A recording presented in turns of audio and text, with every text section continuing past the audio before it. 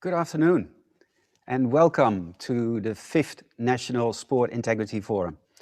I'm really excited to be able to host you this afternoon. My name is Hans Westerbeek. I'm a professor of international sport business at Victoria University. We live in strange and challenging times, and it therefore gives me great pleasure that this forum has been put together in less than 4 weeks for the simple reason that it is a very important time to restart sport. And the theme for this particular forum, therefore, also is return to sport, risk, rewards, opportunities and challenges. Sport Australia Hall of Fame and Victoria University have been thought leaders and also action leaders in the space of sports and its integrity. And we therefore are really happy that we were able to pull this together for you. We are live streaming on Zoom from the Victoria University television studio at the Footscray campus. And all across the country, over 300 registrants will join us this afternoon. And a couple of thousand people will follow this particular event live on Facebook, some of whom will be coming in internationally. This afternoon, we have a number of special guests that I also would like to welcome specifically to the forum. Senator, the Honourable Richard Colbeck, the Minister of Sport, the Lord Mayor of Melbourne, Sally Capp, Sport Australia Hall of Fame board members, including Dawn Fraser, Belinda Clark, Kieran Perkins, Jeff Hankey, Rob Bradley, Graham Willersdorf, and more than 20 of the members of the Sport Australia Hall of Fame. John Bowlby, AM, and the CEO of the National Sports Tribunal, and his deputy, Jonathan Bray, Bill Turner, the Assistant Director of NISU, Matt Carroll, the CEO of the Australian Olympic Committee, Leanne Grantham, the Vice President of Commonwealth Games Australia, Maddie Clements, who is the Director of Athlete and Wellbeing at the Australian Institute of Sport, our supporting partners from SportsCover, Chris Nash and Simon Alliston, and many of you who are CEOs, presidents, chairs, executive administrators and athletes of our national and state sports governing bodies. Welcome to you all. It is a great pleasure to be able to host you. We have an esteemed panel whom I will individually introduce to you when they come and speak to us.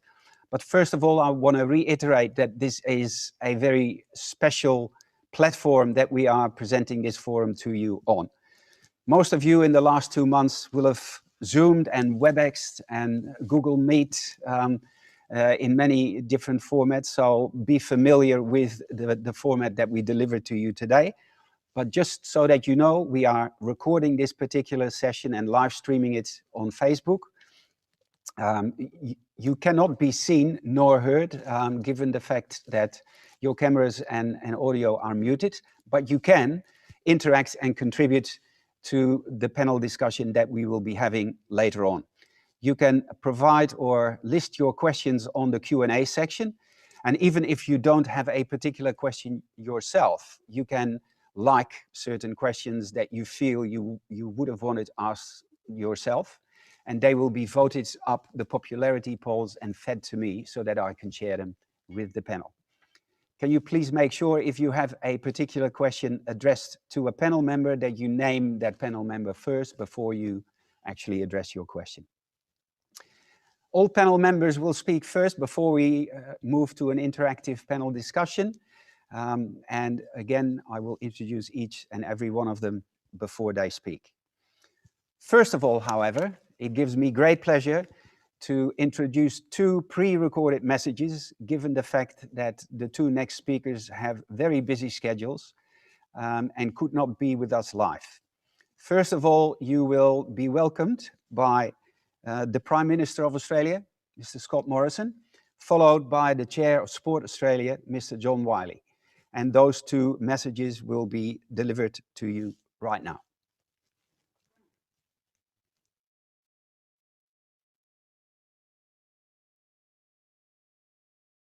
Welcome everyone to the 5th National Sport Integrity Forum.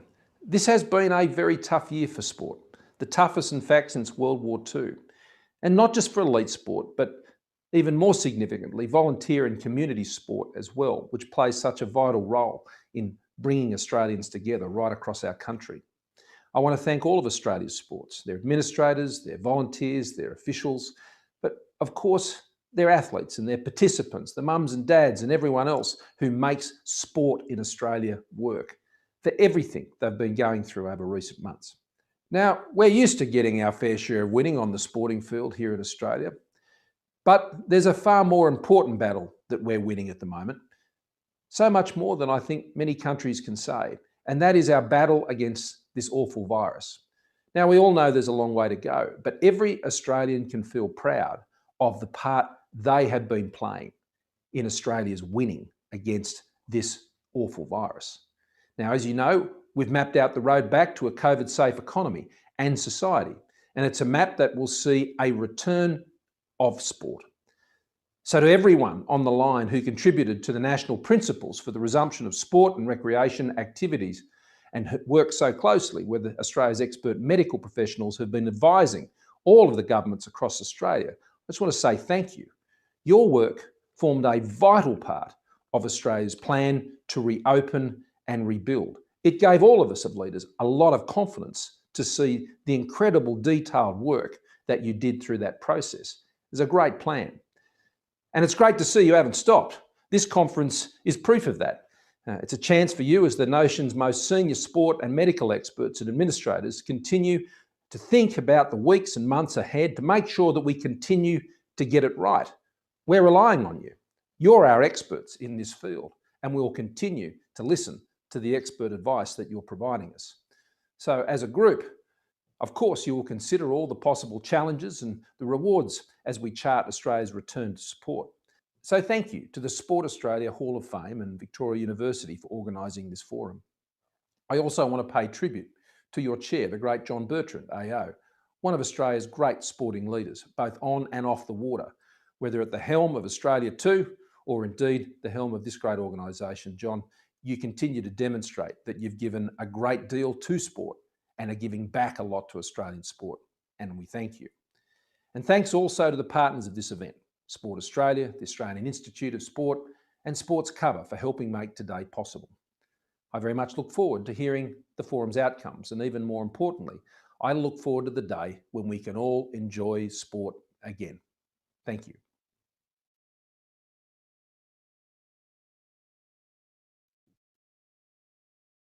Hi everyone. On behalf of Sport Australia and the Australian Institute of Sport, thank you very much for your participation in and contribution to this very important and unique 5th National Sport Integrity Forum today, looking in particular at the challenges of rebooting Australian sport post-COVID-19. We know there's nothing like sport to motivate and inspire us, whether you're wanting to compete in an Olympic Games or Paralympic Games or in the MCG on Grand Final Day, or whether you want to win your local bowls competition on a Saturday afternoon. There's nothing like sport to connect and bring us together as communities. And there's nothing like it for not just physical health, but also for our mental health and well-being as well. So thank you on behalf of Sport Australia and the AIS for your contribution to sport in this country and for your contribution to the country through sport. And thank you also for your deep and abiding commitment to integrity in sport. We know that a big part of the magic of sport is the belief on behalf of competitors and on behalf of spectators that what they're watching or participating in is fair, it's not rigged, and it's an open and honest contest. And it is essential to sport, to the values of sport, to the belief in sport, and to what we value the most about sport in Australia. We at Sport Australia have been very proud to be a partner driving the creation of Sport Integrity Australia. It is central to what we believe in as a fundamental tenet of Australian sport. And this forum that's been convened by our partner, Sport Australia Hall of Fame and Victoria University each year now for 5 years, is a wonderful contribution to the conversation about the importance of integrity in sport in Australia. And thanks to all of you for being involved in this very, very important and unique conversation today. Being able to bring together today 1,000 people to have this conversation in this format in such a low-cost way is actually a pretty cool thing. So thanks very much for your involvement. Thanks to the people who've driven this event, John Bertrand, Hans Vesterbock, and I wish you all the very best for the year ahead in what's going to be a challenging, but I'm sure exciting year in sport. Congratulations and thanks to all of you.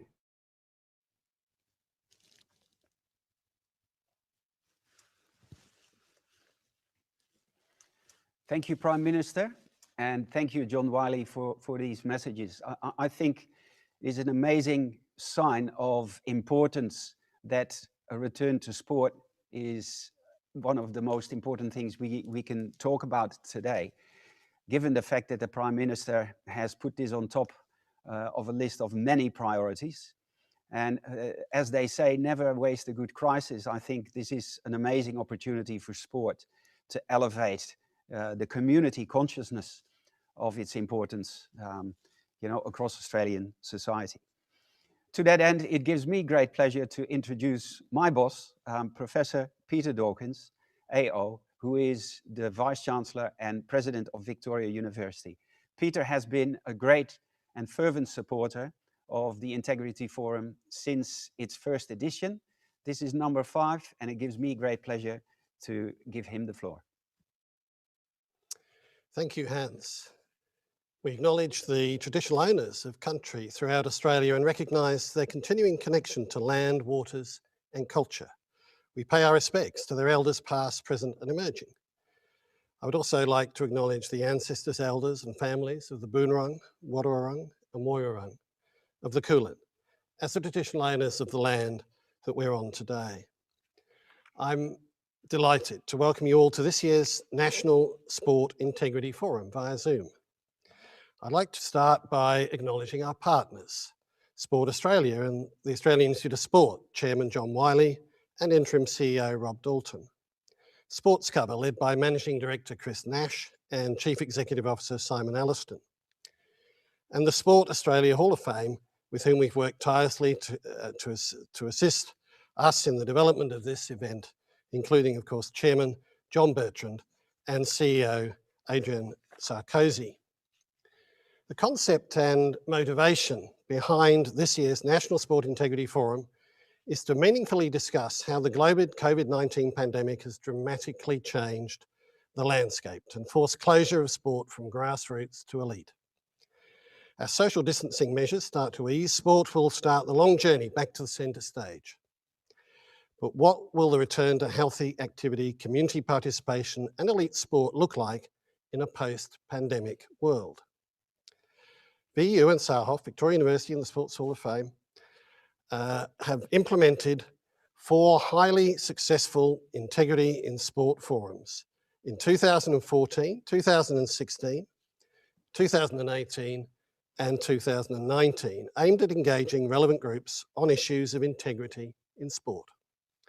These forums are a valuable tool and have been a wonderful platform in addressing the most pressing ethical and integrity issues facing the sport industry. Victoria University, of course, has a long-standing history and world-class reputation as a leading sport university. And Sport Australia Hall of Fame represents the very best that Australian sport has produced. An important part of Victoria University's leadership in sport is the world-leading Master of Sport Business and Integrity program that we offer that builds the professional and personal skills graduates need to succeed in the global sport business industry. With embedded engagement opportunities, the degree prepares graduates for the pressures of complexity of contemporary sport management, particularly in the areas of financial and operational sustainability, socially responsible outcomes, and the values of trust, fair play, transparency, and integrity. And the VU Sports Strategy, overseen by my Deputy Vice-Chancellor for Research, Professor Corinne Reid, includes a focus on sport governance and integrity by working to address the ever-increasing risk of unethical practices and behaviours, including those that take advantage of vulnerable sport participants, such as children, within sporting codes and competitions, from participants through to those who provide leadership and governance. With our combined VU SAHOF knowledge and expertise in this industry, we are proud to work together to play our role in creating a better sport industry for all. This year's forum is entitled The Return to Sport: Risk, Rewards, Opportunities and Challenges. I wish you all a terrific forum and also a safe and successful return to sport. Thank you very much, Peter. And now let's get into it, into the action. We have gathered an amazing panel. Their level of seniority, their level of experience, their attitude towards innovation, and their acting as change agents has brought us together today to have this discussion about what the risk, rewards, opportunities and challenges in returning to sport are. And it gives me great pleasure to introduce our first speaker. Lee Russell is the CEO of Swimming Australia, an established sports leader who's built a successful career leading and challenging high performance environments. She was the first woman to hold a senior executive position within an AFL club and was the youngest CEO appointed ever to Netball Victoria. Lee serves as a special advisor to the Male Champions of Change, is a member of Chief Executive Women, and as I noted, currently the CEO of Swimming Australia. Please, Lee, give us your presentation. Thank you, Hans. I'm just going to share my screen.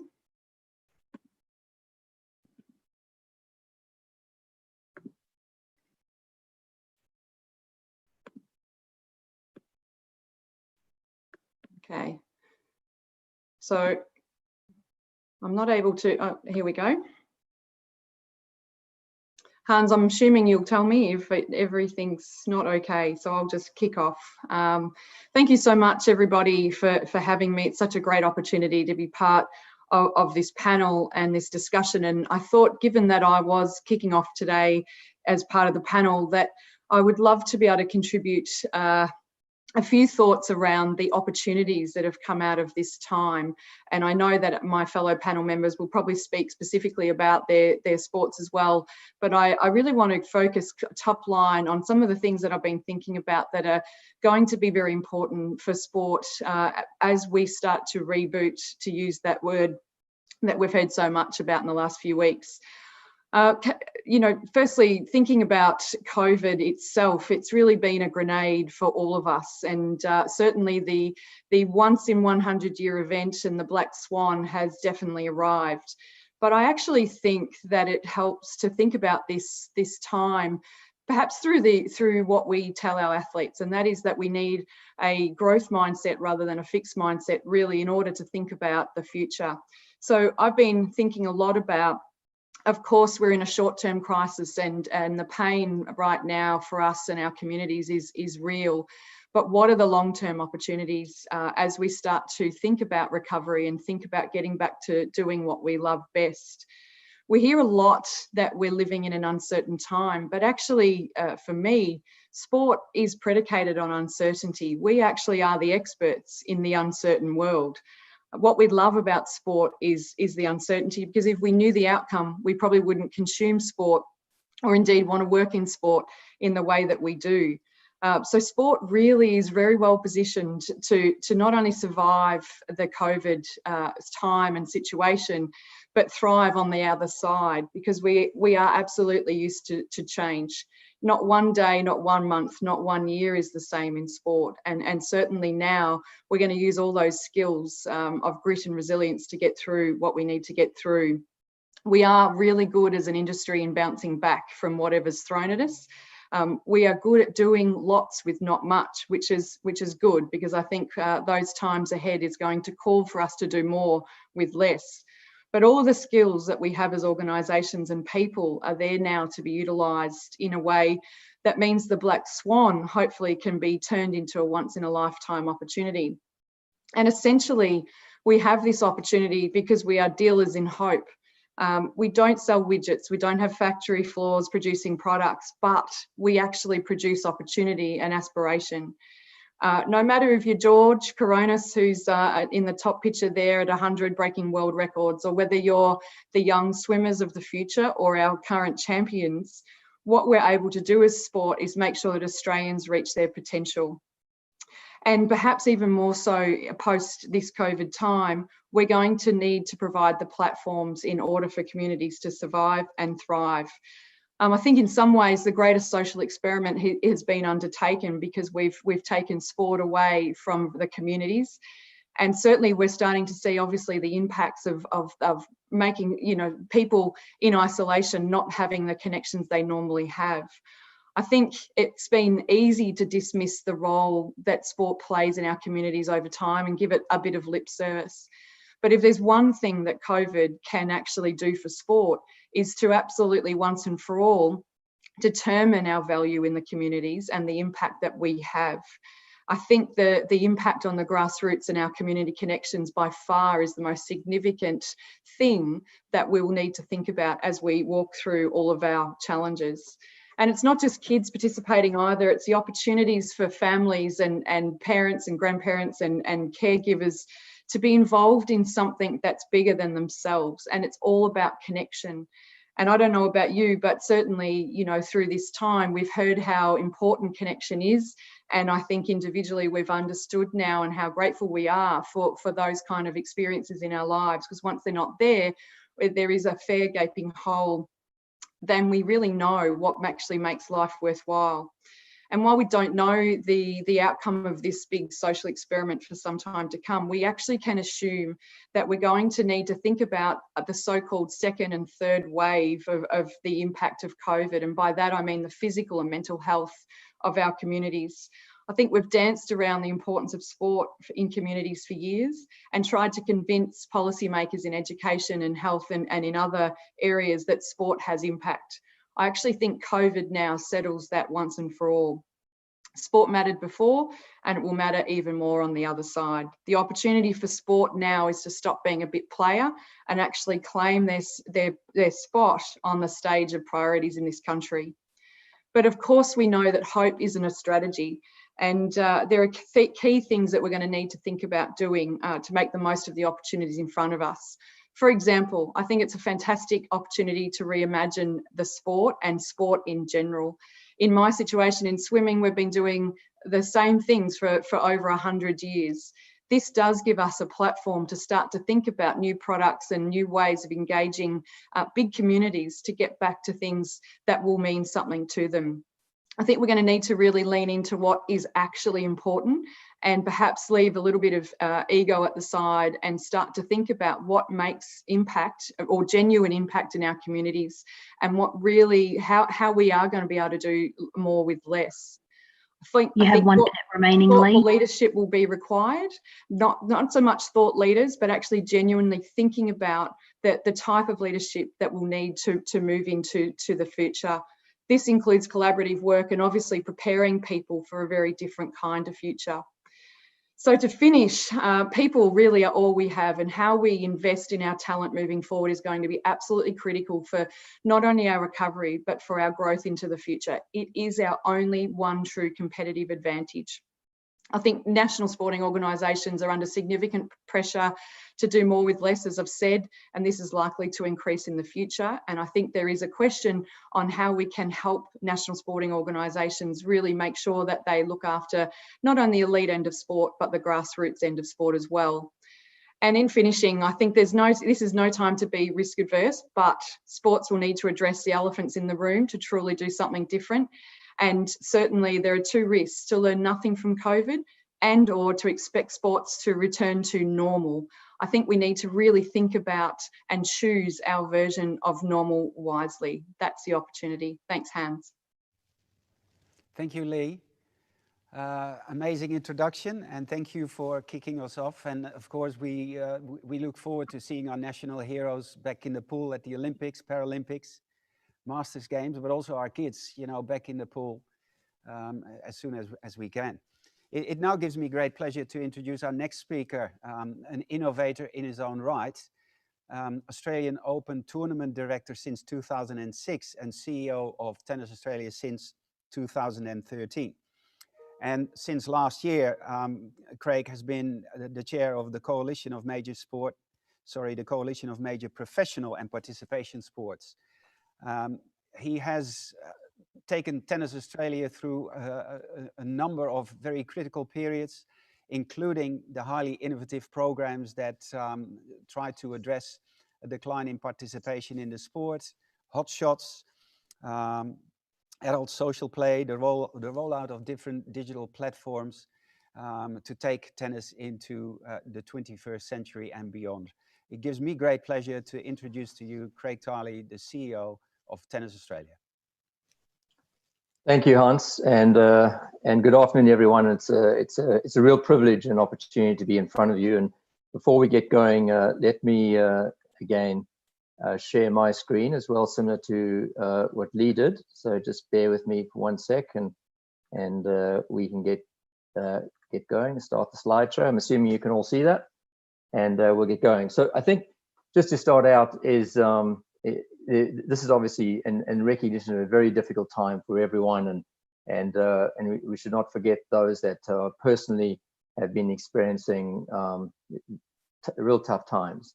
But with that being said, sport, as with everyone else, is one thing we can control, and we can control our response to this environment. So we're particularly buoyed by the opportunity that exists for sport and what the future holds.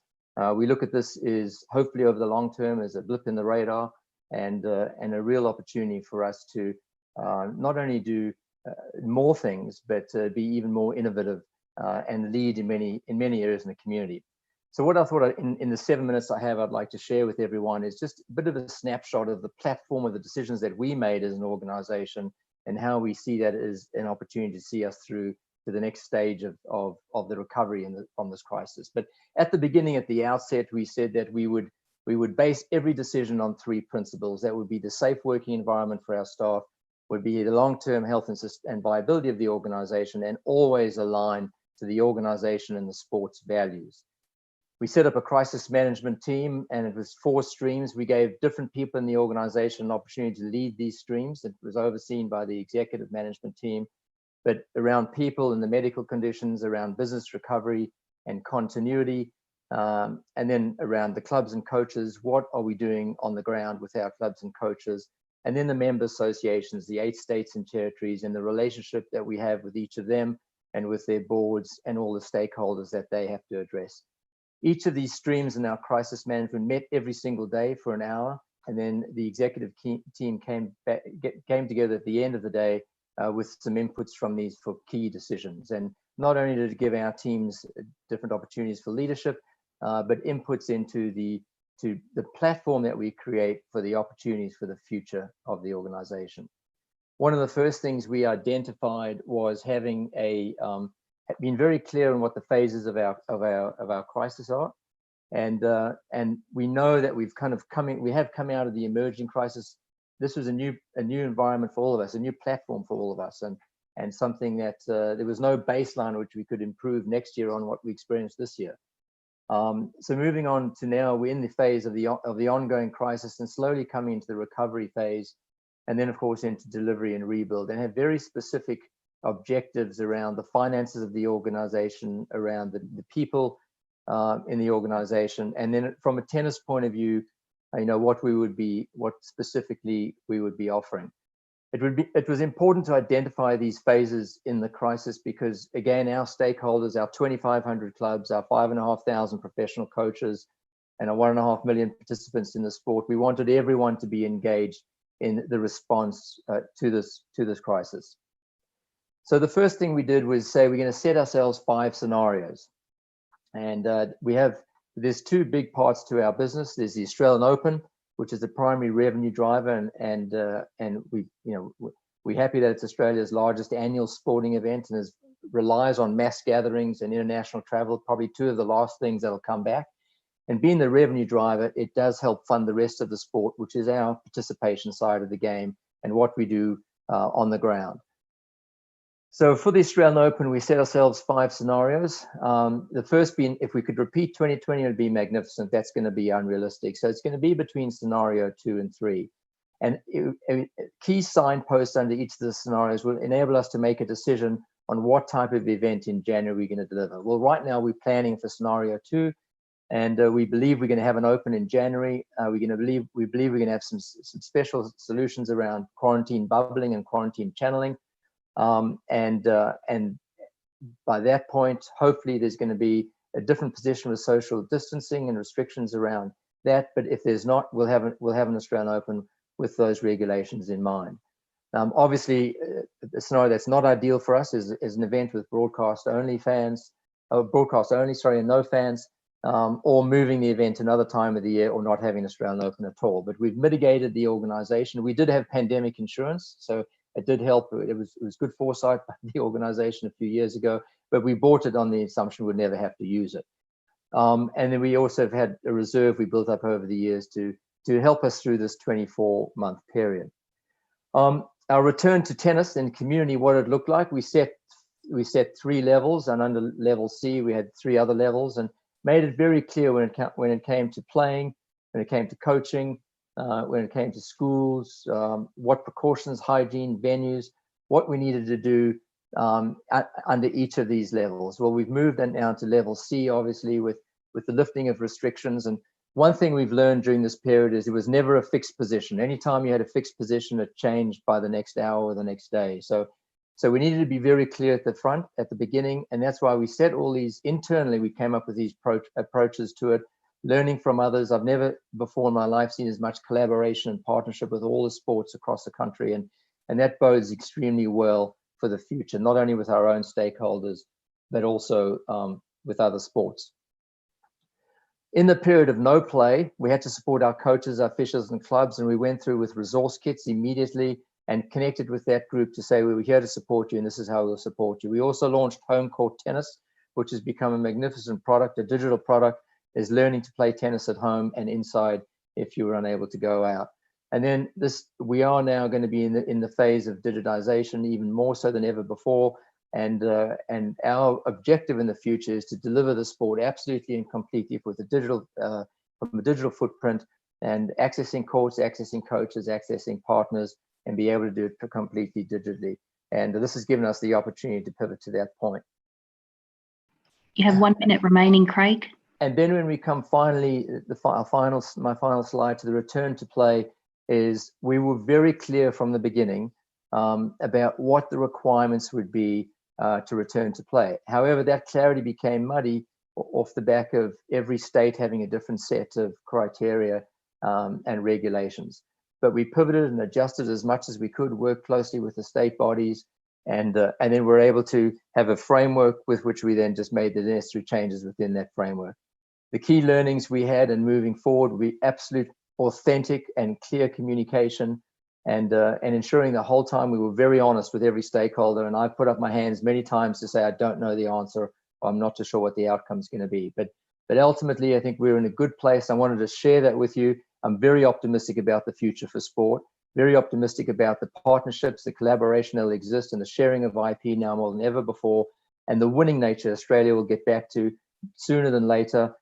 Mass gatherings and international travel will take probably a bit longer, but we'll all adjust to that. So thank you for your time.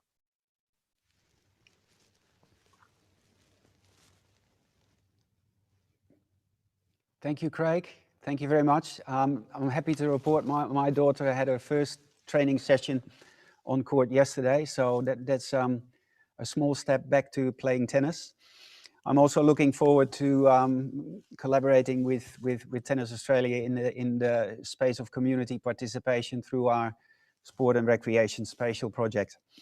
Now we move from a big Olympic sport to a big participation sport that has this massive event in ownership and operation to the Australian Institute of Sport, and our high performance space. And I'm introducing Dr. David Hughes, who is the Chief Medical Officer of the AIS.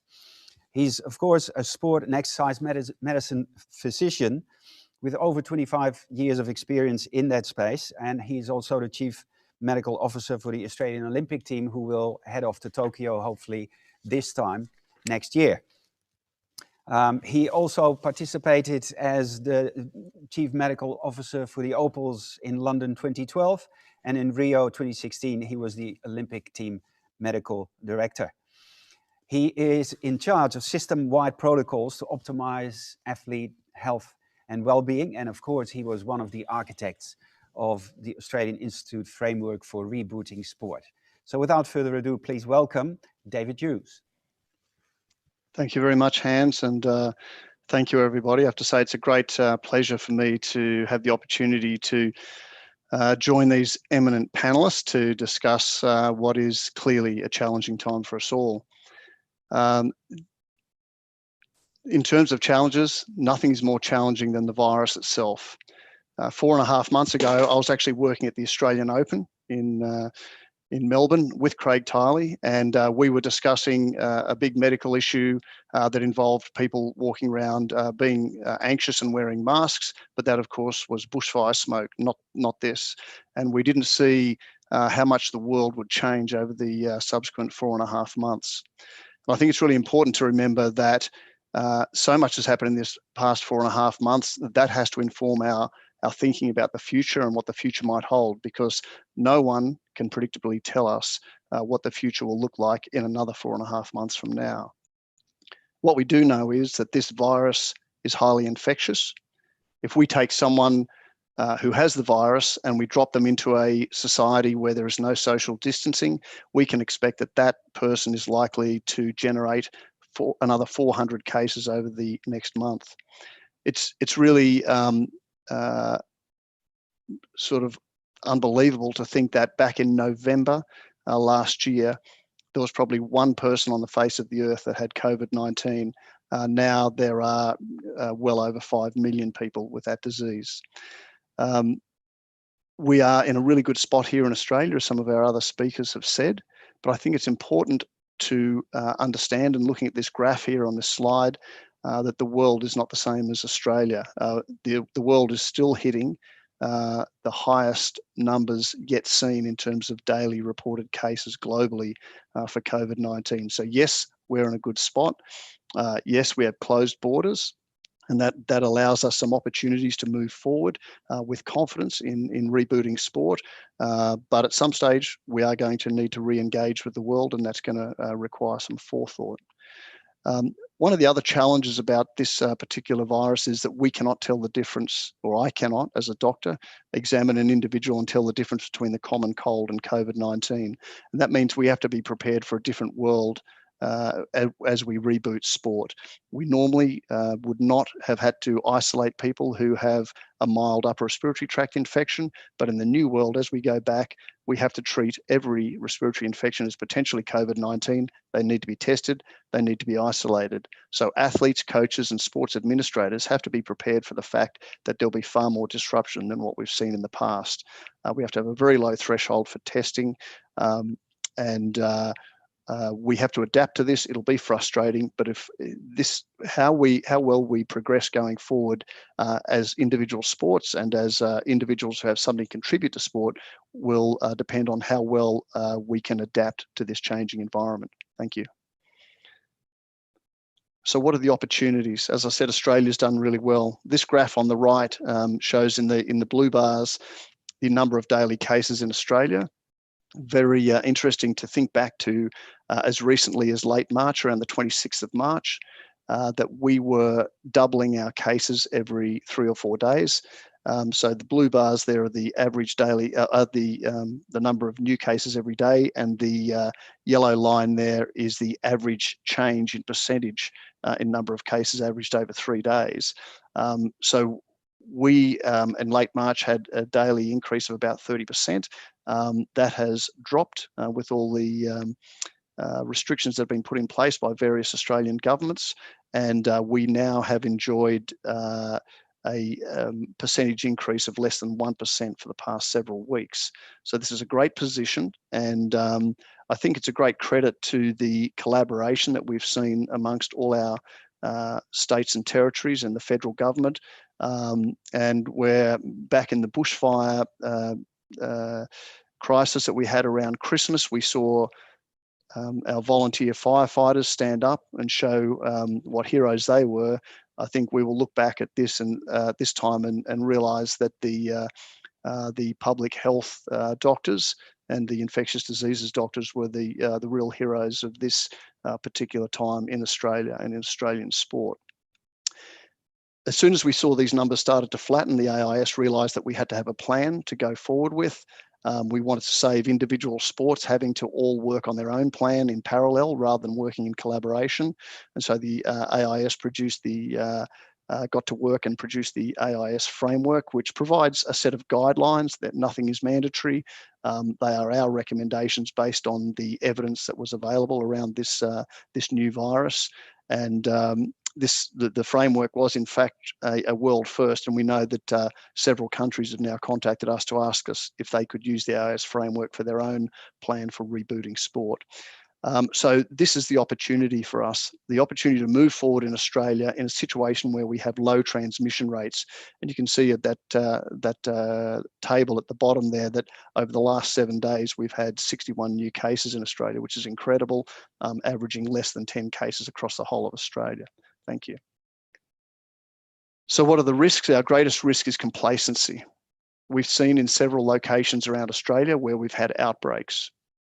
We've seen that a couple of cases here and there can turn into 100 cases very quickly if we don't control the situation and move quickly to shut down that outbreak. We have to remember that despite the fact that we've done so well, the Australian population remains immune naive. That is, if someone gets dropped back into our population who has this virus David, and moves you around. have 1 minute remaining. Okay, we will have significantly more cases before we know it, and we can't afford for that to happen to us. So we have to maintain those personal behaviours that we know have got us into this good position and keep moving forward, ensuring that sport does not become the cause of an outbreak. Thank you. This graph shows us that despite the very high levels of testing, which we're seeing on the pink bars there, where we're doing over 25,000 tests per day, we have very low numbers, as I said, less than 10 per day over the last week. And this opens up a reward for us in terms of potentially being able to open the Australian-New Zealand bubble so that we can have training collaboration opportunities and competition opportunities with New Zealand hopefully in the next couple of months. We remember that moving back to reboot sport, we're reminded that there are huge physical, psychological and emotional benefits from participating in sport, and this is what we've got to give back to the population given the position we're in.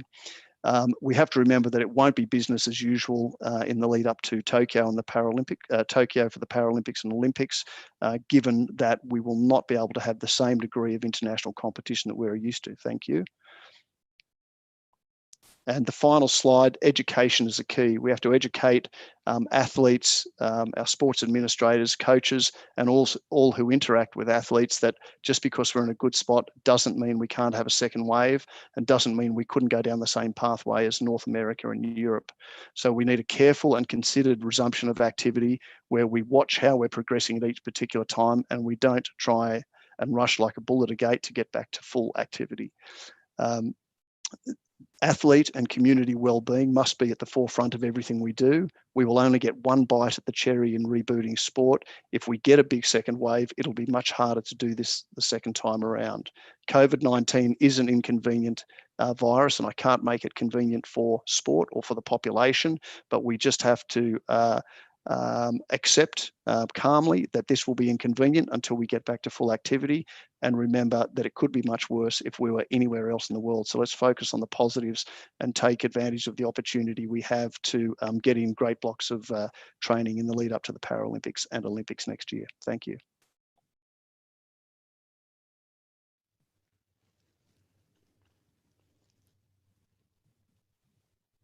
David, thank you very much. A number of interesting and challenging topics that you've raised there for our Q&A. Our next speaker represents, in my mind, sport for all and access and accessibility. It is really important, as the Chief Executive Officer of Paralympics, the Australian Paralympic Committee, that Lynn Anderson talks to us about, you know, issues about access, of course, and her background as a managing director of Repucom, a marketing manager for the Canterbury Bulldogs Rugby Club, and her own sponsorship consultancy puts her in a very good position to tackle these issues from a number of different perspectives. She currently is the chair of the Canterbury Bankstown Bulldogs Rugby League Club, and it gives me great pleasure to welcome Lynn to the lectern.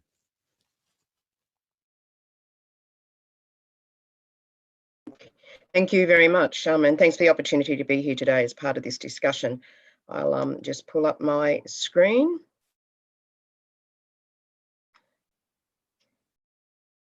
There we go.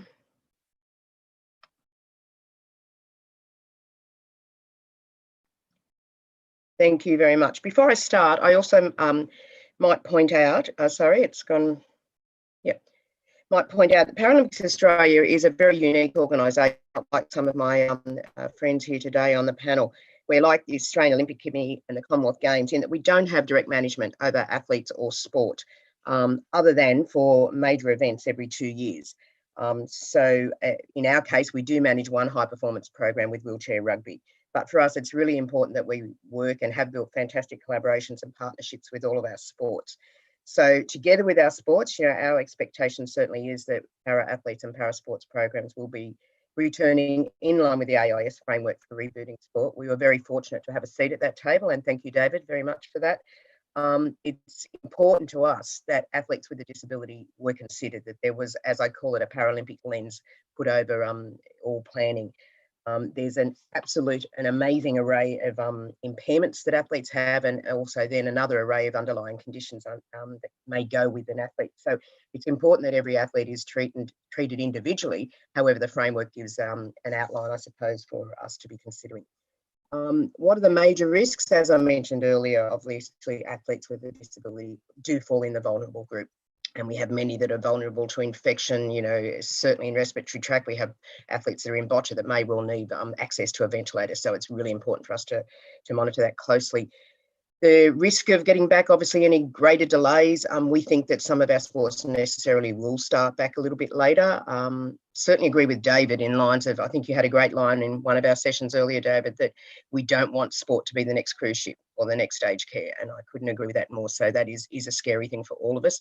I've added one extra one in there, a lack of competition. And by that, I mean our athletes are competitive by nature. And this has been going on for a long, long while now. They've all prepared for an event that they thought was already going to be happening in a few months' time. So we're just really cautious that we're aware of the fact that there may be temptation to take shortcuts. So I think that's another risk we need to be conscious of. Uncertainty, we know we can't control it, as many speakers have said before, but we certainly can manage it. Our focus absolutely is still unwaveringly on Tokyo, and then the other games that follow soon after in Beijing, and then Paris in 24. For us, the risks that are abound with COVID is just our preparations. We've got significant challenges looming with COVID impacts around the timing. So by the postponement of 12 months for our games, that means that my small team has to deliver significant major games, as in 2 summer games in Tokyo, winter games in Beijing, and we provide support to Commonwealth Games around Birmingham, which is in 22. So there's some, it's a condensed framework for our people to work with, and I'm really conscious of working and plans on that now. Rewards and benefits, I think everyone's aware of the physical and mental benefits. The competitive performance, as I mentioned earlier, it's getting closer every day. Athletes are starting to get a bit edgy. They need to get back to sport. Good practice and preparation. We're sure that I think athletes are used to preparing well in terms of hygiene, but certainly we would like to think that standards will be lifted again. For me, the benefits of getting our athletes back to sport will be a renewed focus for all of our Paralympic movement and our staff. There's a real comfort in seeing sport and athletes get back on track. At the Paralympic movement, our athletes are our ultimate reason for being. They're the glue that binds us and motivates us every day. To just see them getting back and starting to get their buzz back, I think is really important for all of us. And certainly from a very purely selfish point of view, it will give us a boost for commercial. Business style can start to be booted. Change to business model. I mean, history and instinct tells us no one will emerge from this pandemic in the same shape. At PA individually, we acted really decisively to cut costs once we knew the few nature of what it was doing. Luckily for us, we'd already started looking at longer term planning where we were looking beyond just high performance and just games delivery every 2 years. And I think if ever the frailty of having a business model that depends on major events every 2 years wasn't obvious. It certainly has been exposed by COVID now. So by that, I mean that we're looking beyond sport, non-hyper sport, into more of a societal change and the really nice opportunities that we know para-sport and our para-athletes allow us to do. The International Paralympic Committee has also started down this path and has done a fantastic partnerships with the United Nations around delivering sustainable development goals. So we'll certainly be looking further into that ourselves. In terms of changes to the way we play and spectate sport, it's still very unclear, I think, for all of us, but we're confident that parasport certainly will continue in a really healthy shape. If there's one thing I have learned and love about this beautiful Paralympic movement, it is that, resilience is at the core of our DNA. So we too know that there will be ways through this. Changes to spectator behaviour, well, the experience of attending a game will change, certainly in the short term, and with the reboot of major professional codes, we'll see that there will be no attending in the initial phases, but the TV figures should be pretty good, I would imagine. When we do get back to venues will need to implement strict hygiene procedures, and certainly from our point of view, organising committees will be subject to greater controls, risk management. The games in Tokyo next year will not be games that we have all been used to. Doesn't mean it's a bad thing, it just means it will be something very different. The pitfalls of returning to business as usual, I think we all agree there will be no business as usual, or there'll be a new BAU, and certainly reigns over that. Have 1 minute remaining, Lynn. Okay, the compression of 4 games into a 3-year period is really challenging for us. The threat to community sport, I think everyone in this room would be aware about the spike in sedentary lifestyles, the negative impacts on health that have been emerging for years now. Esports has certainly exacerbated, and no doubt COVID will as well. There will be changes to the social aspect of sport. As a parent and a grandparent, I love watching the kids play and hanging around afterwards for the sausage sizzle and a glass of wine. That certainly won't be happening for a while. And as I said earlier, we certainly have increased diligence around our vulnerable groups. We cannot let there be a drop of standards once we do get back to whatever business as usual is.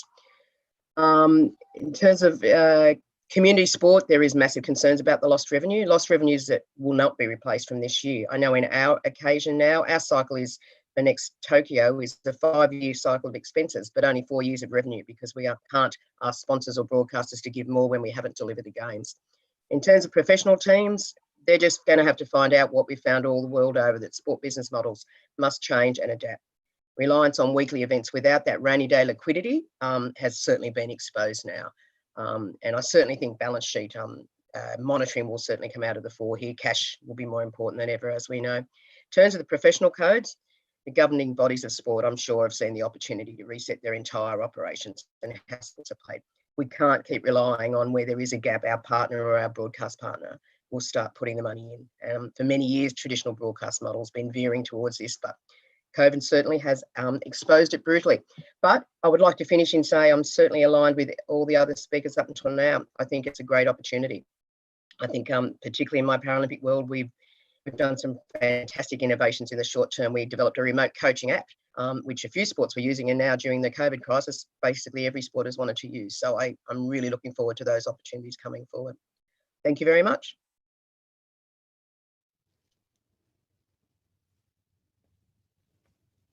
Thank you, Lynn.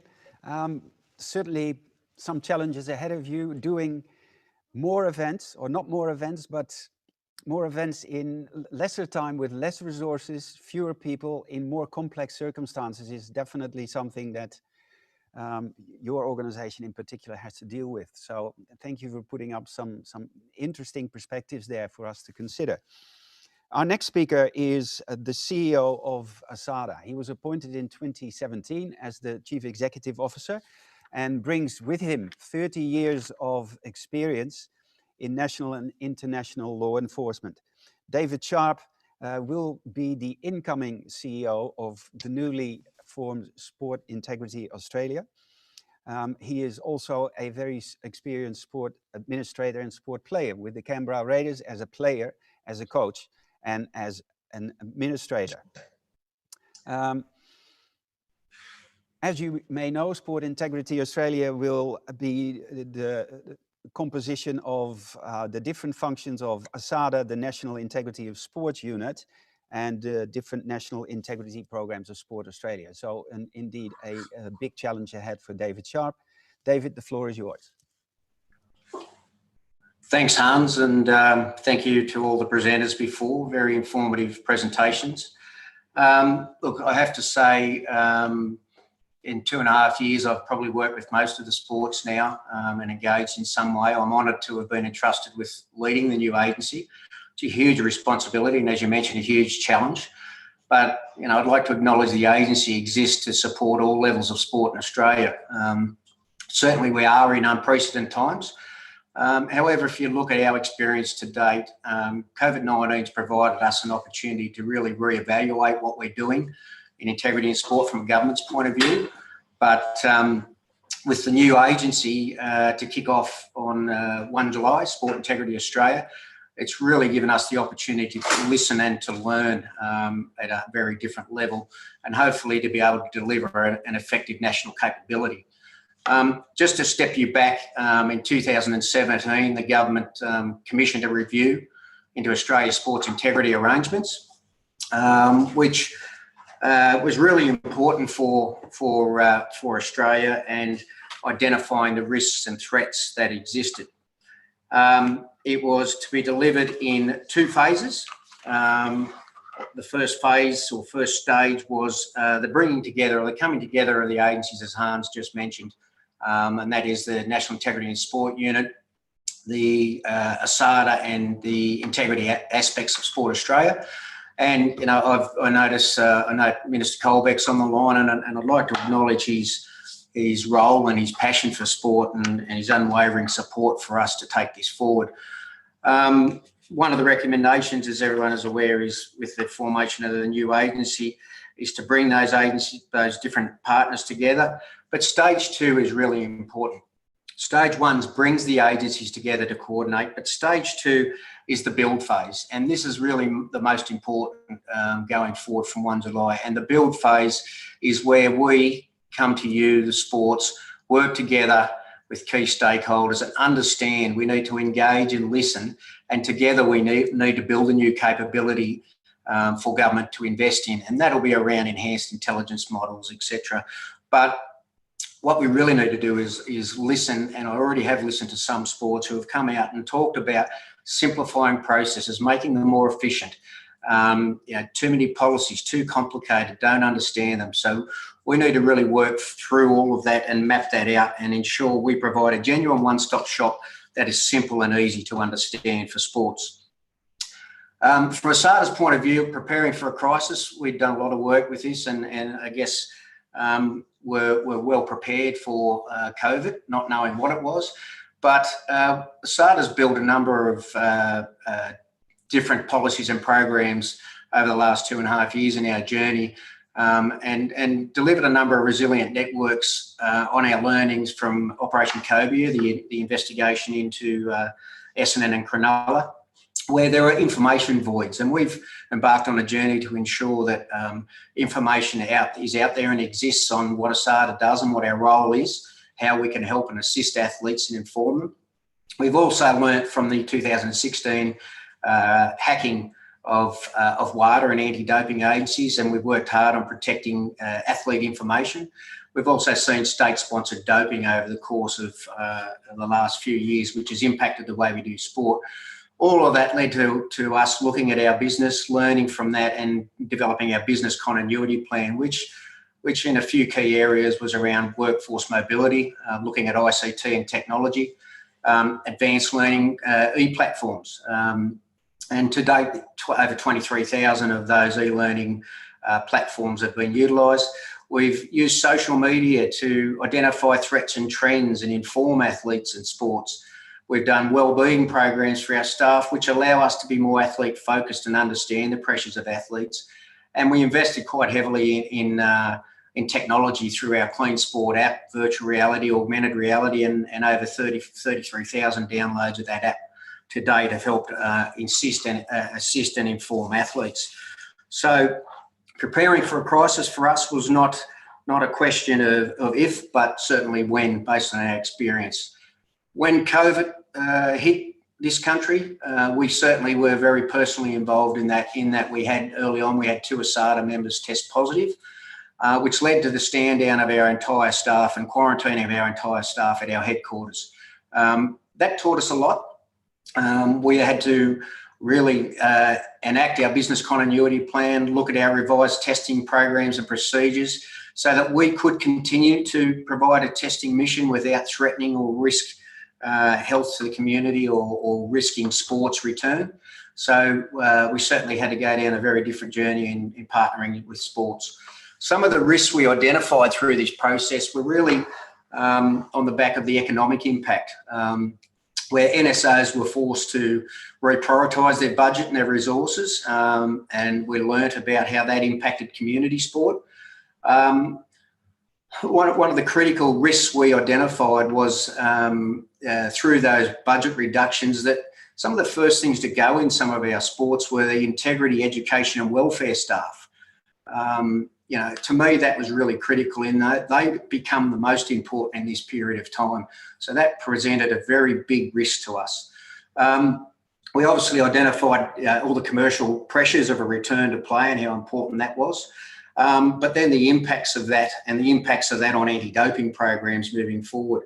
From athletes' point of view, reduction in salaries made them vulnerable to outside influences and organised crime approaches. Lack of structure and oversight has, we've seen it quite clearly, led to misadventure and boredom in a lot of circumstances. You have 1 minute remaining, David. Thank you. Certainly online profiles and social media also created an issue. And when you look at the pressures of returning, you see the injury rates in German soccer that has spiked. And we've seen new wagering markets arise, you know, where we're seeing betting markets on the weather and even the Prime Minister's tie and what colour that might be on a day-to-day basis. So from that, though, a lot of opportunities. We've seen the opportunity here to understand that integrity matters are beyond the control of any single agency. This is a chance for us to really reset sport at all levels, to identify the critical role played by the community and community sports in the recovery. The government, from the government's point of view and our point of view, having a better understanding of the NSO pressures, financial pressures, awards within each environment, broadcasting rights, but it's also led to new and innovative partnerships across the way and how we're looking at how we do business through communications, technology, resetting our culture, but also budget implications from, as Craig mentioned earlier, not travelling as much has allowed us to reinvest in projects that will certainly provide a better agency moving forward for sport. Refocusing Sport Integrity Australia is a priority for us now, and looking at first and foremost how we assist the recovery of sport in this country as we deliver Sport Integrity Australia on 1 July. Some of the things we've done, we've engaged some of the experienced NSO staff who were put off or put on holidays to bring in their experience around intelligence, child protection and communications to assist us in developing what Sport Integrity Australia will deliver. We've also, you know, with some of this, the pressures we've seen, we'll see organised crime will have to adjust their operating models and how they approach sport and athletes, and that will lead to mistakes. So there's a real opportunity there. But just to finish up, I think it is vital that the role of Sport Integrity Australia and talking for John Bolby, I guess in a way, but the National Sports Tribunal, together, I'm sure we'll be able to help sport navigate their way through this and simplify processes and make it more efficient for Australian sport. Thank you.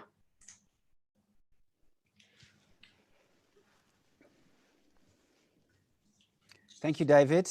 Thank you very much. I'm just letting you all know we're running over time a little bit.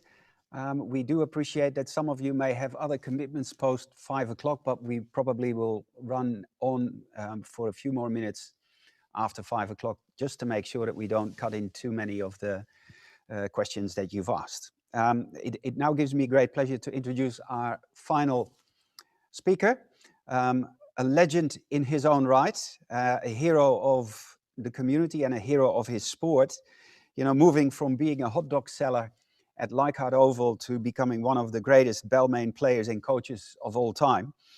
Wayne Pearce currently is an Australian Rugby League commissioner, and he is at the heart of one of the professional sports who will kickstart their operations very soon, within a couple of days. He currently is the head of the NRL's Project Apollo Innovation Committee. And this committee sets the comprehensive set of lifestyle training and game day protocols for a return to rugby league in its many aspects. So without further ado, please welcome Wayne Pearce.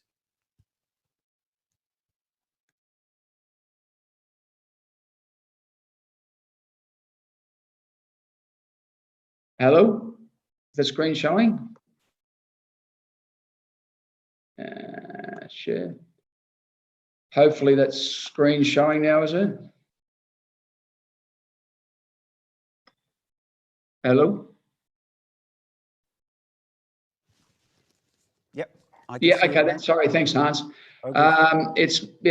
It's really been well, some sort of year so far. The rugby league competition spans the east coast of Australia, for those people who don't know, and also New Zealand.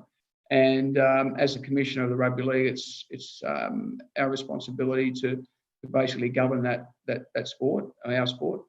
And we live in times that are rapidly changing from terms of complexity, novelty, and uncertainty. And this COVID virus has really had a huge impact on our code. In terms of the history of it, so the COVID virus, the early cases were late January. Our pre-season competition kicked off in February, and our competition proper runs from March through until early March through until early October. And our first round kicked off on May 12, and that was with crowds. And at that particular point, the government hadn't mandated that there was no crowds attending at matches. But what happened was we got to the next, and at that particular point, this chart here shows that the infection rate was relatively low compared to where it did end up getting to. So we played in the next round of the competition, and the government mandated that there was no crowds, that we were allowed to continue the competition, and we had permission to continue the competition, but there were no crowds allowed. Then the day after that, we, as a commission, had a special meeting because we had an advisor, an epidemiologist that was advising us on trends, and she advised us that the situation was trending to a point where it was looking a little dire, and she couldn't guarantee the safety of our players. So we made a decision to suspend the competition, and that was at that particular point.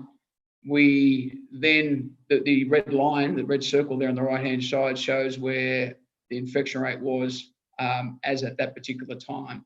And it was around about 23 to 24% day-on-day increase in infection rate. So it was a situation where, it was looking like it was going north in a pretty quick manner.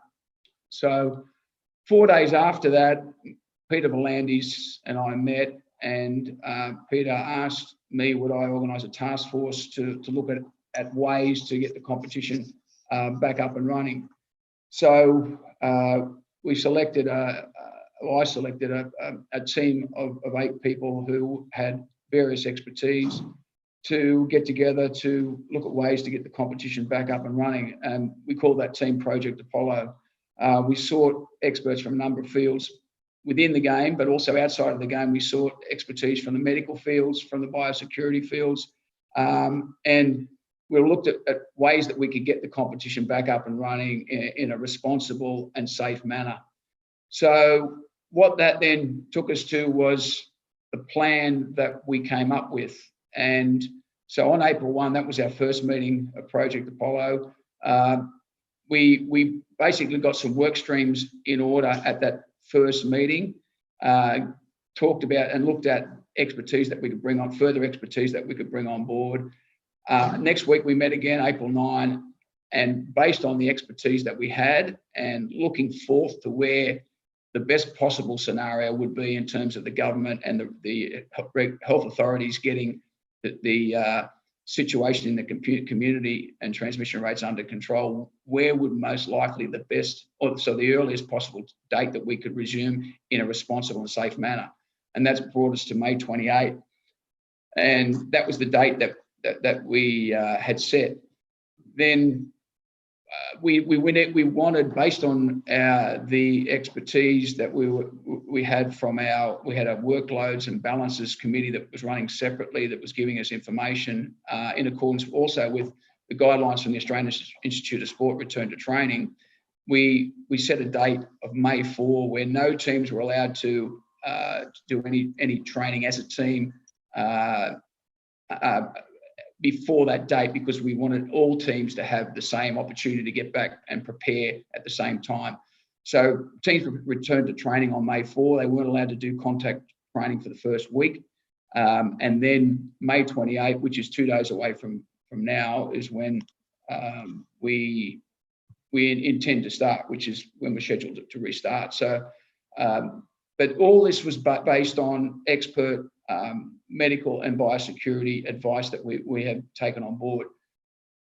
All underpinning this was a authority from the head of the New South Wales State Emergency Operations Centre that gave us exemptions to train, provided we adhered to very strict biosecurity protocols.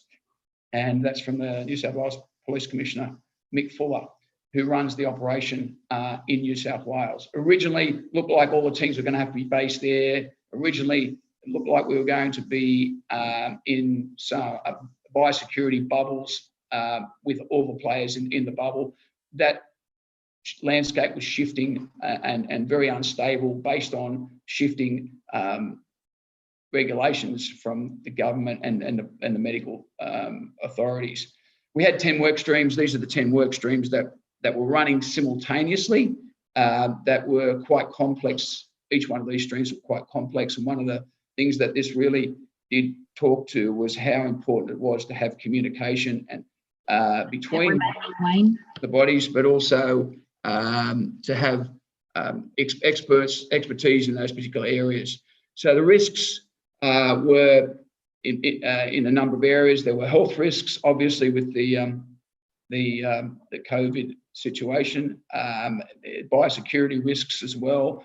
There were risks around integrity, particularly in new areas, because now rugby league was one of the first sports, or will be one of the first sports back on board around the world.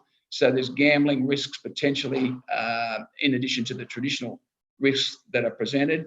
But the benefits are quite significant, and they are to not just the financial bottom line, but it's also to the economy in terms of our partners. It's in terms of the shared community and the broad community as well. So in terms of what this situation has presented for rugby league, is an opportunity to be innovative. It's an opportunity for us to demonstrate agility, and it's also an opportunity for us to restructure. And we've taken that opportunity off the field in terms of looking at our financial bottom line, but also on the field in terms of changing the rules in a number of areas to make the game faster than what it was previously. And also, it's an opportunity for us to take a leading role in terms of sharing what we've learned. We've spent many dollars, hundreds of thousands of dollars, developing protocols that we believe are state-of-the-art protocols. We have a associate professor who was advising us, who also advises the Defence Force on COVID-19. And we're prepared to share protocols if we can with other sports, because this I think what's been demonstrated through this whole crisis is that that sport is very much an ecosystem, and we do and can help each other, particularly in times of crisis. 2 days to go till kickoff.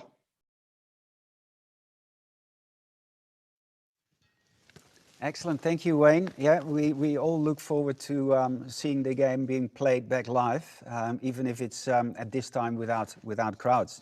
That concludes the presentation from our panel members. As noted, we're running a little bit behind schedule, but we will keep going a little bit longer for that reason. What I briefly want to show you are two particular graphs that are preliminary results from a study, sport during COVID and post-COVID study that Victoria University, Federation University and Flinders University are conducting as we speak. 5,000 responses so far from adult sport participants. And as you can quickly detect, there are three main motivations that people identify as being the reasons for participating in sport, being fun, social reasons, and physical health and fitness before they choose competition and winning. And in the next slide, this is further dissected in a picture that looks at what are the reasons within fun for people to participate in sport. And again, in that slide, you see that being challenged to improve, keeping fit and socializing are more important reasons for people to play sport than to win. And I just want to kick off the panel, and any of you panel members can respond to this.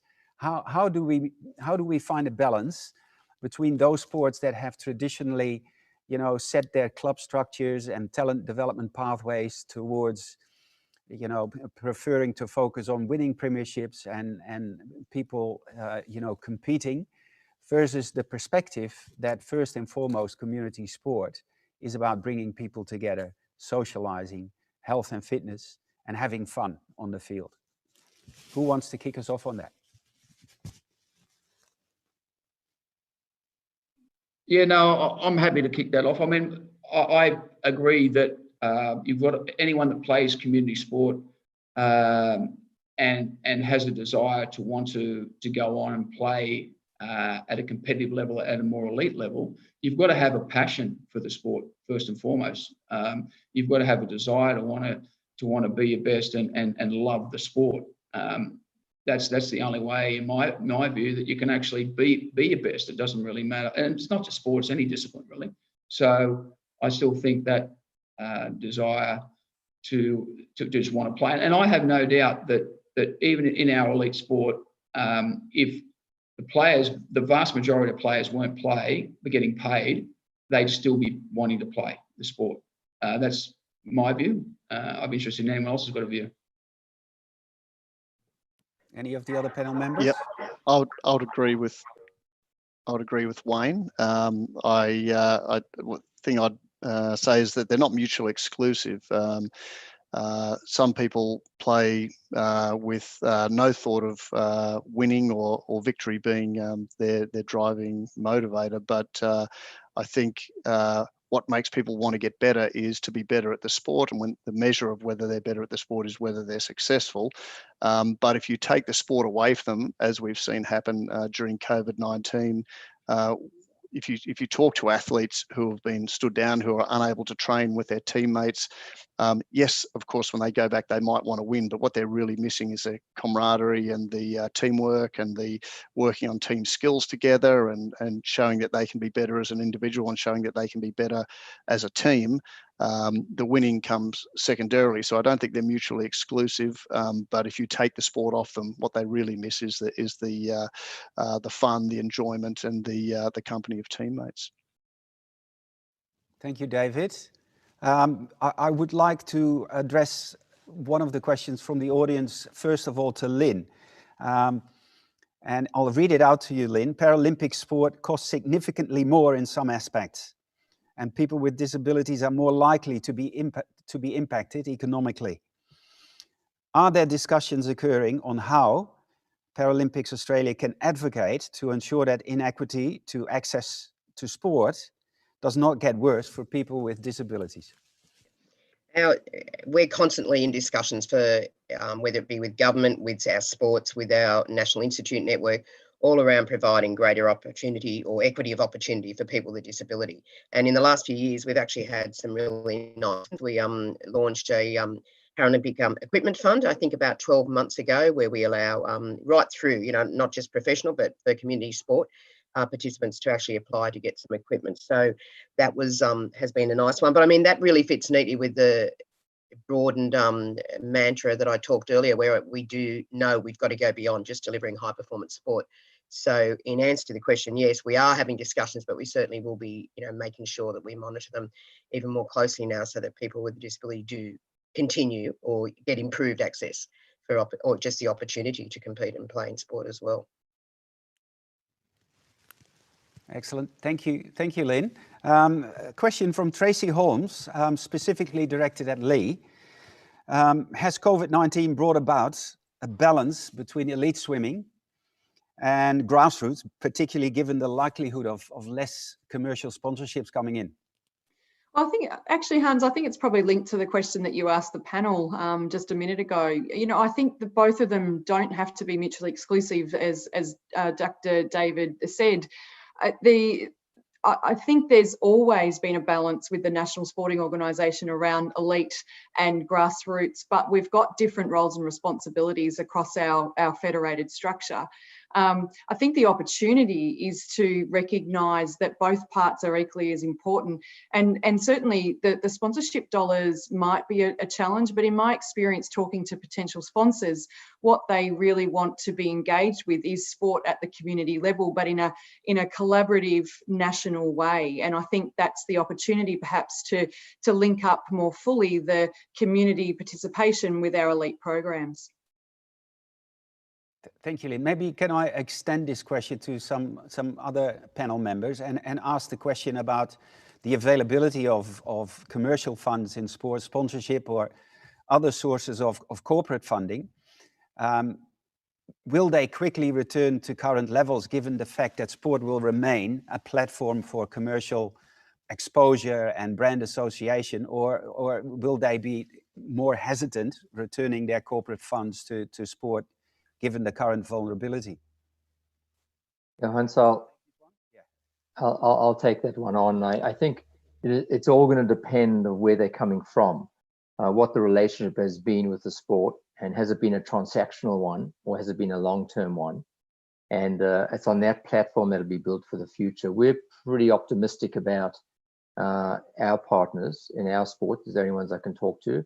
However, it's also going to depend. I think we've still got, I heard that being said before, we've got a second and third wave, not so much necessarily of the health issue, but of the economic one. So I think that pain is still to come and to be felt. But any organization that is building a very strong, tight relationship with any of their partners, their commercial partners, will stand them in good shape for future decisions. Can I maybe extend that question to you then, Craig, from Simon Elliston from SportsCover, who's asking, given the inherent conservative approach of sports organizations in terms of their entrepreneurial activities, but now with the pressure that this crisis has put on revenue streams, do you think that they will be embracing entrepreneurial opportunities to generate revenues from sources unknown until this point in time? This is the big question, and absolutely, it's our view. If sports, and to Wayne's answer earlier around the community and elite piece, is the same analogy. Is if sports are not entrepreneurial and innovative in their thinking, and eliminate all the bureaucratic quagmire that exists around outcomes, then I think they are going to die. I think sports are going to really struggle if they don't step out of the way of themselves of doing things differently. If we repeat what we've done in the past, the future's presented us with a platform where that's not going to be sustainable. And the sports that have an innovative mindset, willing to take a few more risks and actually to push it, and create platforms, very importantly, create platforms where kids and people can have some fun, can socialize, and can enjoy the experience as a first instance. I think those are the sports that are going to that will survive. And this is going to be a telling time for sport, and a lot of truth will come out in the next 12 months. Thank you, Craig. Question for you, David Sharp. You've mentioned gambling as you know, an industry that is seeking and finding opportunities anywhere and everywhere to make people have a punt. The other perspective is that of athletes in high performance context and, you know, in a resource poor environment and the pressure to perform. can you comment on your views? What this environment in which resources are scarce and the pressure to perform increases, and what the risks and potential rewards are in both from that gambling syndicate perspective, but also performance enhancing stimulants. Are athletes more pressured in this environment? Thanks, Hans. It's a really good question, and certainly they are. The COVID environment actually puts more pressure on athletes and sports when you start to look at commercial environment with broadcasting rights being negotiated, sponsorships, the impact of behaviours of athletes, etc., on sponsorship, as some of our panel members have seen. It is a critical issue. There is more and more pressure. We're doing a lot of work within our agency to understand what those pressures are and trying to direct our intelligence and education resources towards those athletes and understanding of those pressures, but importantly, ethical decision making and understanding the implications of some of your decisions you might make. My biggest concern is this market is more around the betting market and the illicit betting market and the offshore betting markets, and what pressures that actually provides or delivers towards athletes and sports. There's certainly organised crime will exploit, in my experience, will exploit any vulnerability. They don't care where the money comes from or what the commodity is. They just want the money, and they will exploit athletes that are vulnerable. They'll exploit sports that are vulnerable. They'll utilise betting markets and to make money. So for us, a big focus will be to really target harden the environment, to put a ring around sports and work with sports to understand the environment, to protect the athletes, to educate the sports and the athletes, provide intelligence of what the threats are, but really to direct the resources of all our partners, the federal police, the state law enforcement, the intelligence agencies and the like, to go after the top end of town. And that is domestic end of town and international organised crime, where they'll exploit an Australian market. Thank you, David. And any of the other panel members who want to respond to this one? Okay, then I have a question that I would like to direct firstly to David Hughes. Tracy Holmes is asking, if there's no vaccine, will we see a return of global sports tours with crowds and big events like Olympic Games, or will they be changed forever? And so this probably relates to your statement about second and third waves, David, and if there's going to be a vaccine or not, and what this will do to the long-term future. Yeah, look, there's a lot of resources being directed towards the development of a vaccine, but I think we have to accept that it's not a fait accompli, that a vaccine will arrive. There have been attempts in the past to develop a vaccine to coronavirus, and they've been unsuccessful. Certainly, if we got an effective vaccine, that would be an absolute game changer. But whether that arrives in time for the Olympics and Paralympics is somewhat doubtful. So what we have to do, as I mentioned in my talk, is we have to see how adaptable sport can be to a new environment. And it's not possible to say what is going to unfold in the world over the next 4 months. There certainly won't be a vaccine in the next 4 months, but we may see countries gradually bring their outbreaks under control. Certainly the planning, my advice is that in terms of planning for the Paralympics and the Olympics next year in Tokyo, we need to make an assumption that there will not be a vaccine. And that means that it will not be business as usual, and it will be a very different looking Olympics from what has been before.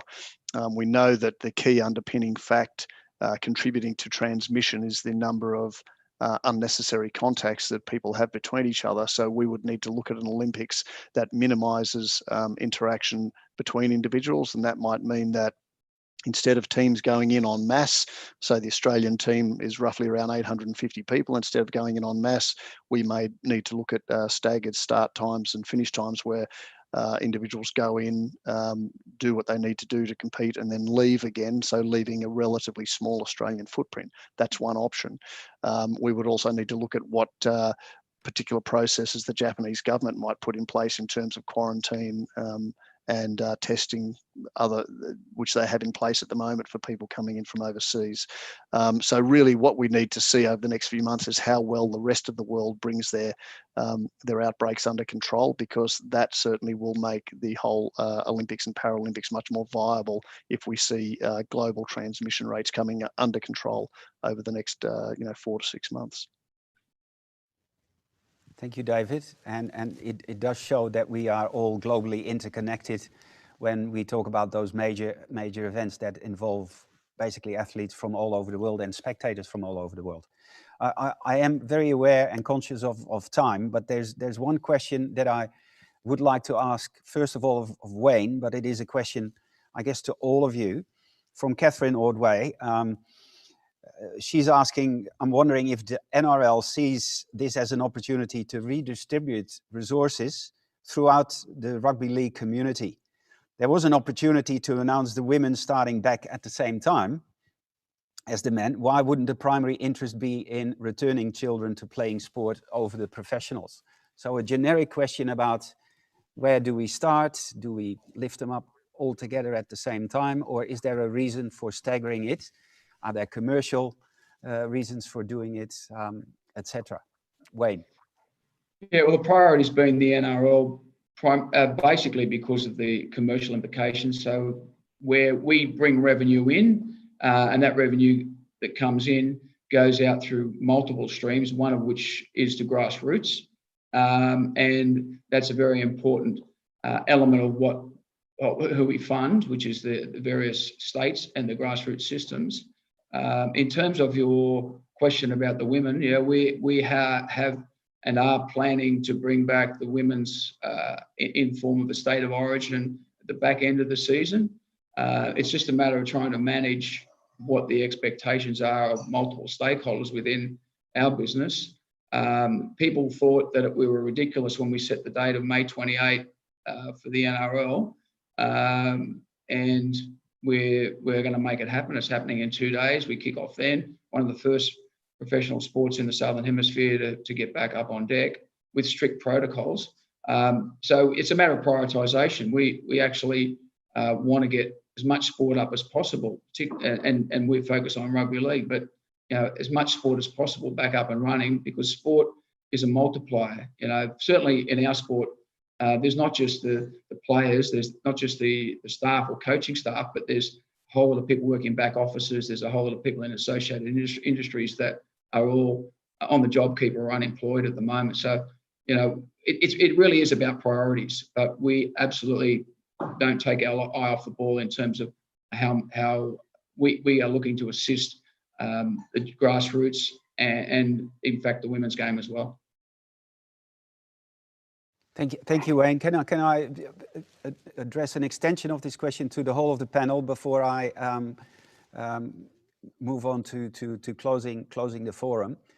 Will the startup just becoming really successful women's professional leagues suffer more than the men's leagues in terms of the resources that are being allocated and redistributed? What's your view? I'll go, Hans. I think we're in great danger of forgetting issues around equity in sport, given that, through this whole process, we've heard very little female voices. We've seen very little of women's sport in our news bulletins and so on. But we need to be really mindful that perhaps the road back to sport recovery is actually through equity and through providing opportunity for more and more people, rather than just perhaps our traditional forms of game. Certainly, I think there's a great concern that we may need to really refocus our energies on ensuring that we, our efforts around equity and women in any sort of form of game over the last few years is not lost just because we've gone through an uncertain time. And to my point at the beginning, we're really good at managing that. We need to manage the totality of that. I'd jump in and agree totally with Lee, and I think I saw a question from you, Tracy Holmes, around a similar view and adding disability, gains in disability to that too. I couldn't agree more. I think we're going to need some brave administrators And from my point of view, we're certainly leaning into that conversation. I've seen examples overseas in my Paralympic world where within the first week of COVID, funding was cut for coaches, but only Paralympic coaches as opposed to across the board. So we're obviously very aware and alert on it, certainly in the Paralympic world. And I agree, the gains in female sport, it's just coming back to that position that it's sport for all. And I think that I think we're going to need some brave administrators here as well, because it's easy to point to the bottom line and the commercials, but it's how we cut them up and dice them. I probably wouldn't mind jumping in on the back there and just saying, this is the emergence of the women's sports in this country has been quite significant and quite exciting. But I raised this issue with a number of sports 2 years ago that the male-dominated sports have had development pathways and education and resources made available to them. And the emergence of the female sports was quite quick. And you had athletes jumping from sport to sport because they were so talented. And I don't think the systems have caught up with the female sports to be able to provide the same levels of education and awareness, yet the same anti-doping programs are rolled out for the females as they are for males. And I think we really need to invest heavily in that education process. Thank you, David. Thank you all. Again, conscious of time, unfortunately, I think we could have this discussion for at least another 60 minutes, but I do appreciate that all of you have gathered here on a strict time frame. And there's a few more things that we need to do during this forum. And the first thing that we need to do is for me to introduce a legend of Australian sport, a man who needs no further introduction, who is the chairman of the Sport Australia Hall of Fame, the president of Swimming Australia, and also the honorary doctor of Victoria University as a token of appreciation for his contribution to Australian sport. Please welcome to the lectern, John Bertrand. So thanks, Hans. This is an amazing country, Australia. We have over 160 nationalities that are represented in our great nation. Over close to 50% of the population are immigrants, either were born overseas or their mums or dads were born overseas. So we're multifaceted. And the glue that holds this nation together, we're proud to say, and it's true, is this thing called sport. And we've gone through amazing changes over the last several months in terms of the lockdown, not only Australia, but the world. And we've been reminded, I think, certainly, the issues and the challenges going forward as we're in the business of rebooting sport in this country. But the importance and the responsibilities are immense to get this right. We can't screw up. David Hughes reminded us how fast this COVID-19 can spread in terms of second and third waves potentially. So there's major responsibilities here. But if we get this right, we can get back and get our community reconnected. And I think from my perspective, probably the biggest responsibility is community engagement back into sport. I think that's really the challenge that we've got ahead. We're involved, we understand about high level sport, the elite, the Olympics, World Championships, but the community engagement via sport, having fun out there with each other is really the real opportunity we've got. So I think the reality check here is let's really understand our responsibilities here and endeavour to go forward as a nation. And if we can do this, then the added value of the essence of sport will be really affected to the positive in this nation. Thank you, Hans. Thank you very much, John. And I also would like to extend my my gratitude and thanks to our 6 panelists who've gracefully given up their time to be with us this afternoon. Wayne, David, Lynn, Lee, David and Craig, thank you very much for being our panelists this afternoon. It was a great pleasure having you on board for this important event. An event like this wouldn't happen without any collaboration, and I just would like to thank our steering committee again from the Sport Australia Hall of Fame, John Bertrand, and CEO Adrienne Sarkozy, who led the team at Saarhof, from Victoria University, DVC Research, Professor Corinne Reed, and Natalie Zybeck, who led the team here at VU, and at the AIS, Mary Clements, and at Sportscover, Simon Alliston, who have been great contributors to setting up this particular forum with us. As I noted before, if people don't do this on the ground and make it happen and make it a reality, nothing's gonna be successful. From Saarhof, Bonnie, Shane, and Jill, and at VU, Jess, Emma, Asha, Eden, Nicolette, Nick, Beck, and also our marketing and communications team. Thank you very much for your contributions. To you all who have taken out time in your busy schedules to be with us, and I'm looking forward to the 6th National Sport Integrity Forum next year, hopefully in a situation where we can meet face to face again. I now have to rush very quickly to JWL Reserve in Port Melbourne, where at 6:15 my 10-year-old son will have his first soccer training. Truly a return to sport.